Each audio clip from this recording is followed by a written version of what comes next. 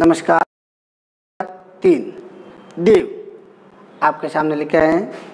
आज इनका पूरा नाम क्या है? देवदत्त द्विवेदी।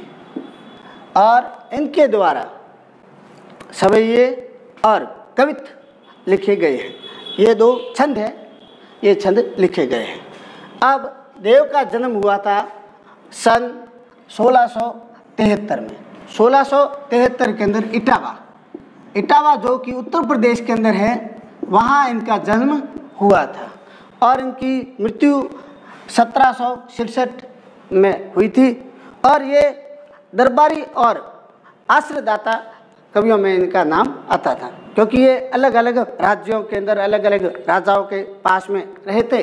तो इनके द्वारा जितने भी काव्य लिखे गए हैं, उनके अंदर दरबारी चित्रण भी हमें दिखाई देता है। और राजशाही ठाठ बाट का भी चित्रण है, वो इसके अंदर हमें दिखाई देता है।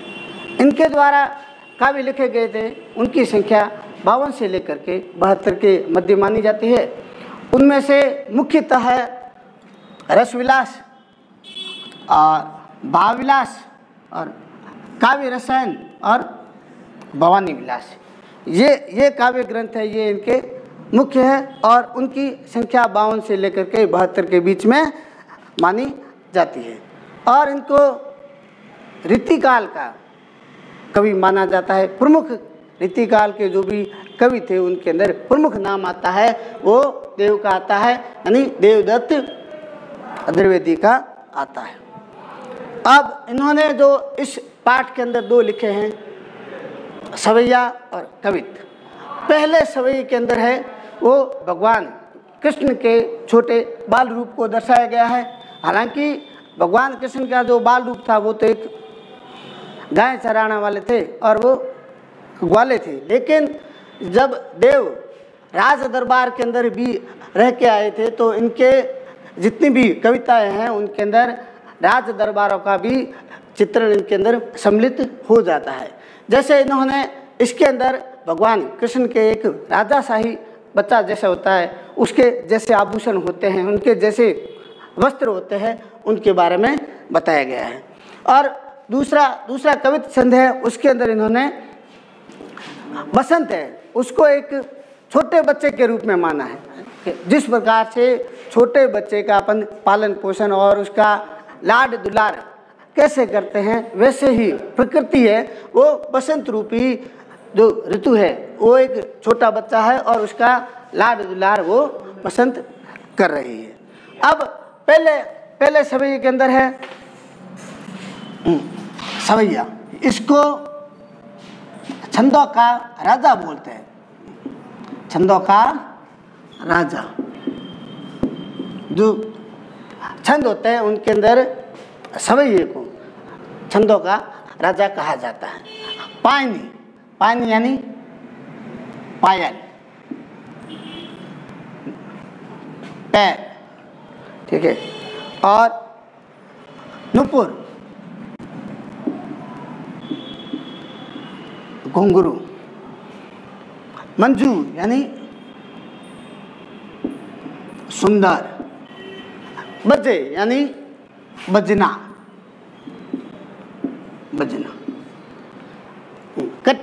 कटी यानी कमर, और किंकिनी यानी कमर पर बांधने वाला आभूषण, बांधने वाला आभूषण।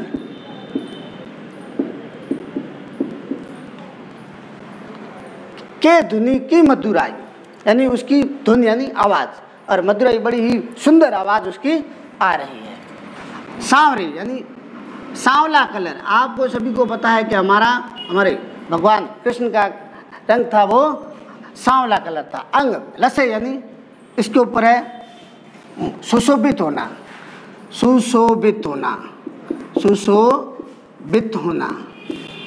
लसे। पट यानी पीला वस्त्र, उनके शरीर के ऊपर है वो पीला वस्त्र है, वो सुशोभित हो रहा है। पट का अर्थ होता है वस्त्र और पीत का अर्थ होता है पीला। ये उलसे, ये का अर्थ है हृदय, ये का अर्थ क्या आता है हृदय, जो हृदय के आसपास का एरिया उलसे यानी उसके ऊपर भी सुशोभित हो रहा है, सुशोभित। वनमाल यानी फूलों की माला, फूलों की माला। माथे, माथे का अर्थ होता है सिर। किरीट यानी मुकुट, मुकुट। बड़े द्रंग यानी आँख। मंद हसी मुख चंद जुहाई, मुख चंद का अर्थ होता है चंद्रमा के समान मुख, के समान मुख। जय जग मंदिर दीपक सुंदर यानी जग का अर्थ होता है संसार, मंदिर दीपक यानी जो दिया होता है, और श्रीवज दुल्हा यानी दुल्हा। अब इसका अर्थ क्या है? पानी ऊपर मंजू बजे यानी उनके पैरों के अंदर जो पायल पहनी हुई है उसके घुंघरू है वो बड़े ही अच्छे सुशोभित और सुंदर बज रहे हैं, ऐसा हमें शोभायमान हो रहे हैं। कटी किंगनी यानी कटी यानी कमर, किंगनी यानी करदिनी यानी एक ऐसा आभूषण जो कमर के ऊपर बांधा जाता है, और अपनी मारवाड़ी भाषा में उसको अपन कंदोरा भी बोलते हैं। उसके अंदर भी छोटे छोटे घुंघरू लगे हुए हैं और उनकी भी बड़ी ही सुंदर और मधुर आवाज़ आ रही है। जब भी भगवान कृष्ण है वो चलते हैं तो पायल और जो कमर बांधने के ऊपर जो करगिनी आभूषण है उनके दोनों के जो घुंघरू हैं उनकी आवाज़ हमें सुनाई दे रही है। अब सांवला कलर है, सांवले अंग लसे पट पीत यानी सांवले शरीर के ऊपर पीले वस्त्र, पीले रंग का वस्त्र है वो इनके ऊपर सुशोभित हो रहे हैं, यानी वो वस्त्र इनके पहने हुए है। और ये हुलसे यानी ये हृदय, जो छाती का भाग होता है उसको हृदय, उसके ऊपर क्या सुशोभित हो रही है? बंद माल सुहाई यानी फूलों के द्वारा जो माला बनाई गई है वो माला उनके हृदय के ऊपर सुशोभित हो रही है, वो बड़ी ही सुंदर दिखाई दे रही है। माथे किरीट बड़े दीर्घ चंचल, माथे यानी सिर के ऊपर, किरीट यानी मुकुट, उनके सिर के ऊपर मुकुट पहना हुआ है, और आंखें उनकी जो सुंदर भी दिखता है। चंचल यानी बड़ा सुंदर, और जो उनके अंदर नटखटता थोड़ी भरी होती है, इधर उधर जब भी वो देखता है तो बड़ा अच्छा लगता है। और उनकी हंसी मंद हंसी मुख चंद जुहाई यानी उसकी जो हंसी है वो बड़ी ही मंद हंसी है, लेकिन कैसी लग रही है? चंद्रमा के समान दिख रही है। और जिस प्रकार से चंद्रमा के मुख से जनाई यानी चांदनी, जनाई का अर्थ होता है चांदनी, जिस प्रकार से चंद्रमा के द्वारा चांदनी बाहर निकलती हमें दिखाई कितनी सुंदर दिखाई देती है, वैसी ही भगवान कृष्ण के मुख से है वो उनकी हंसी हमें दिखाई देती है। जय जग मंदिर यानी जिस प्रकार से यहाँ पर उन्होंने जग यानी संसार को माना है और दीपक माना है, वो कृष्ण भगवान को माना है कि जिस प्रकार से मंदिर के अंदर अब जब भी अंधेरा होता है तो वहाँ दीपक जलाया जाता है, तो वो सारे अंधेरे को हरण कर लेता है, अंधेरे को दूर कर लेता है वैसा, और वहाँ का पूरा वातावरण है वो बड़ा सुंदर दिखाई देने लग जाता है। वैसे ही इस संसार के अंदर दीपक रूपी जो भगवान कृष्ण हैं वो आए हुए हैं, और वह जितने भी कष्ट है या दुख है या पीड़ा है उनको वह दूर करने का कार्य कर रहे हैं। जिस प्रकार से दीपक अंधेरे को दूर करता है, वैसे ही भगवान कृष्ण है वो जग के अंदर कष्टों को दूर कर रहे हैं। श्री ब्रज दुल्ह देव सियाई, अब आज उनका रूप है वो कैसा दिख रहा है? दूल्हे के समान दिखाई दे रहा है। आज उनका रूप है वो दूल्हा कैसा दिखाई देता है? वैसे वे ब्रज के अंदर एक दूल्हा होता है। पूरा ब्रज एक बारात ऐसा शादी के जैसा लग रहा है और उसके अंदर दूल्हा कौन दिख रहे हैं? भगवान कृष्ण हैं, वो दूल्हे के जैसे दिखाई दे रहे हैं। अब इनके अंदर अब इसके भाव क्या है? एक तो इसके अंदर कृष्ण का है जो मनोहारी सौंदर्य का वर्णन हुआ है और कृष्ण के प्रति देव का प्रेम और स्नेह कितना है वो भी हमारे सामने प्रकट हुआ है। और इस संसार को मंदिर माना है और दीपक को भगवान कृष्ण से तुलना की है। अब इसके अंदर अलंकार भी है। अलंकार क्या है? एक तो है जब भी कोई दो वर्ण एक साथ आते हैं पास में लगातार, तो वहाँ पर अनुप्रास अलंकार होता है। यहाँ है जैसे कटी किंगनी, यहाँ पर अनुप्रास अलंकार का प्रयोग हुआ है। यानी दो वर्ण एक साथ लगातार आते हैं तो वहाँ पर अनुप्रास अलंकार होता है। यहाँ पर जैसे पटप्रीत है, यहाँ पर भी अलंकार अनुप्रास अलंकार आया गया है। और तीसरे में जैसे ये उलसे के अंदर भी अनुप्रास अलंकार का प्रयोग किया गया है। अब एक और है रूपक अलंकार।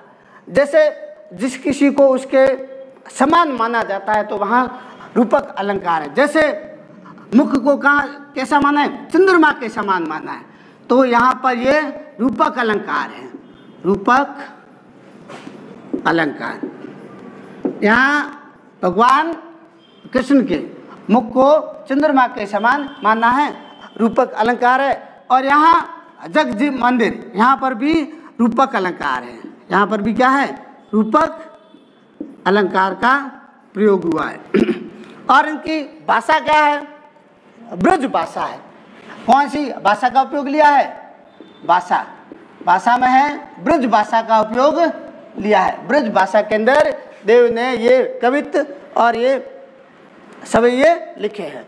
जैसे कि मैं पहले भी बता चुका हूँ, सवैये को छंदों का राजा कहा भी जाता है। अब दूसरा है कवित्व। अभी कवित्व ये कौन सा छंद है? मनहरण छंद है। मनहरण छंद है। अब मनहरण छंद में क्या होता है कि इसके अंदर 31 वर्ण आते हैं। इसके अंदर एक जो भी ये एक पद है, इसके अंदर कितने आते हैं? 31 वर्ण आते हैं ये। अब आप अगर इसकी गिनती भी करते हो तो इसके अंदर 31 वर्ण आते हैं। वो कौन सा छंद होता है? मनहरण छंद होता है। अब इसको अपन इस कविता को हम पढ़ रहे हैं। इसके अंदर देव ने इसको बसंत को एक छोटा बच्चा माना है और उसका प्रति प्रकृति का प्रेम और स्नेह जो है वो हमारे सामने दर्शाया गया है। डार यानी डालियाँ, द्रुम यानी पेड़, पलना यानी एक छोटे बच्चे के लिए जो पालना होता है उसको सुलाने के लिए वो स्थान, बिछौना यानी बिस्तर, नव यानी नए और पल्लव यानी पत्ते, डार यानी डालियाँ, द्रुम यानी पेड़, पलना यानी छोटे बच्चे के लिए जो सुलाने के लिए जो स्थान होता है, जो बिस्तर का होता है लकड़ी का बना हुआ झूले के समान, बिछौना यानी बिस्तर, नव यानी नए और पल्लव यानी पत्ते। सुमन क्या होता है? पुष्प या फूल। झिंगुला किसको बोलते हैं? ऐसा वस्त्र जो एक हल्का फुल्के कपड़े का बना और ढीला डाला होता है जिससे बच्चे को कोई तरह का कष्ट नहीं हो और सुविधाजनक लगे, ऐसा वस्त्र अपन छोटे बच्चे को पिलाते हैं। अपन इसको भाषा को इसको जबला भी बोलते हैं, सोहे यानी सुशोभित हो रहा है। सोहे का अर्थ क्या आता है? सुशोभित, सुशोभित हो रहा है। तन यानी शरीर और छवि बारी यानी बहुत ही ज़्यादा, बहुत बड़ा। अब अपन इसको पढ़ रहे हैं। दारिद्रम पलना बिछौना नव पल्लव के सुमन झिंगुला सोहे तन छवि बारी, यानी जो बसंत रूपी छोटा बच्चा है उसके लिए बताया गया है कि जहाँ पर डालियाँ हैं, जो पेड़ों की डालियाँ हैं, वो उसके पालने का कार्य कर रही है। यानी एक जो छोटे बच्चे के सुलाने के लिए जो पलना होता है उसका कार्य कौन कर रही है? पेड़ों की डालियाँ कर रही है। और उसके अंदर बिछौना, बिछौने का कार्य कौन करे? नव पल्लव, यानी जो डालियों के ऊपर नए पत्ते लगे हुए हैं, वे नए पत्ते हैं, वो उनके बिछौने का कार्य कर रहे हैं, ताकि उस बच्चे को कोई किसी तरह का, जो बसंत रूपी छोटा बच्चा है, उसको कोई कष्ट न हो, उसके शरीर को कोई भी किसी भी तरह की कोई तकलीफ न हो। अब सुमन झिंगोला सोहे तन छवि बारी दे, यानी सुमन का अर्थ है पुष्प या फूल, झिंगुला यानी जबला। जिस प्रकार से अपन छोटे बच्चे को एक हल्के फुल्के कपड़े का ढीला ढाला वस्त्र पहनाया जाता है, जिससे उसको शरीर भी ढका रहे और उसको कोई किसी तरह की कोई तकलीफ भी ना हो, तो वो जबले का काम यहाँ पर कौन कर रहा है? बसंत रूपी छोटे बच्चे के लिए जो पुष्प है वो जबले का काम करे। वो उसके ऊपर ऐसे सुशोभित हो रहे हैं जैसे बसंत रूपी छोटे बच्चे ने एक जबला अपने तन के ऊपर, अपने शरीर के ऊपर एक जबला पहन के रखा हो। पवन झुलावे के की कीर बतरावे देव, कोकिल हलावे उलसावे कर तारी देव। पवन का अर्थ होता है हवा, झुलावे का अर्थ होता है झूला देना, और केकी यानी मोर, और कीर यानी तोता, बतरावे यानी बतलाना या बातें करना, बतलाना या बातें करना। और कोकिल, कोकिल का अर्थ आपको पता ही है, कोयल, अलरावे यानी मधुर आवाज में गा रही है, बुला रही है। और उलसावे कर तारी, कर का अर्थ होता है हाथ या हथेली, और तारी का अर्थ होता है ताली बजाना, ताली बजाना। अब इसके अंदर क्या है? कोयल कैसे काम कर रही है? जिस प्रकार से छोटे बच्चे के लिए अपन माँ है या दादी है, वो उनके लिए लोरी भी गाती है या उनके लिए गीत भी गाती है, और कई बार ताली वगैरह बजा करके उस बच्चे को अपन खिलाने का कार्य करते हैं ताकि बच्चा खुश रहे। वैसे ही बसंत रूपी छोटे बच्चे को कोकिल है, कोयल है, वो अपने मधुर आवाज से उसको गीत सुना रही है, और ऐसा लग रहा है ताकि और तालियों के द्वारा उसको खिलाने का कार्य कर रही है, यानी उसको खिलाने का भी काम कर रही है। आगे है पुरित पराग सा उतारो करे राई नौन, और कंज कली नाई का लतान सिर सारी दे। पुरित यानी जो, और पराग, पराग के कण। अब पराग के कण कैसे होते हैं? जब भी पुष्प है वो पूरा पूरा खिल जाता है तो उसके अंदर पराग के कण आते हैं, वो काले काले रंग के कण होते हैं। और राई, राई और नौन, नौन का अर्थ होता है नमक। राई का अर्थ तो आप समझते ही है, जो सब्जी के अंदर छोटे छोटे जो बॉल के समान होते हैं वो राई होती है, उसको अपन डालते हैं। अब इसके अंदर क्या है? जिस प्रकार से छोटे बच्चे की, आपने भी देखा होगा आपके घरों के अंदर, नज़र उतारने के लिए बच्चे के ऊपर माता या दादी अपनी क्या करती है? राई और नमक लेकर के उसके सिर के ऊपर से घुमाती है और वो बाहर फेंक देती है। तो आज भी क्या लग रहा है कि जितने भी पुष्प है, उसका जो पराग है वो चारों तरफ बिखरा हुआ है और ऐसा लग रहा है कि भाई जो बसंत रूपी जो बालक है उसके ऊपर से पुष्पों ने नमक और राई से नजर उतारते हैं, वैसे ही इन्होंने भी पराग के कणों के द्वारा इसकी नजर उतारी है और इसको पूरे पूरे प्रांगण के अंदर बिखेर दिए गए हैं। अब कंजकली बोलते हैं कमल की कली। नायिका का अर्थ होता है अभिनेत्री के दो और चाहे हीरोइन के दो।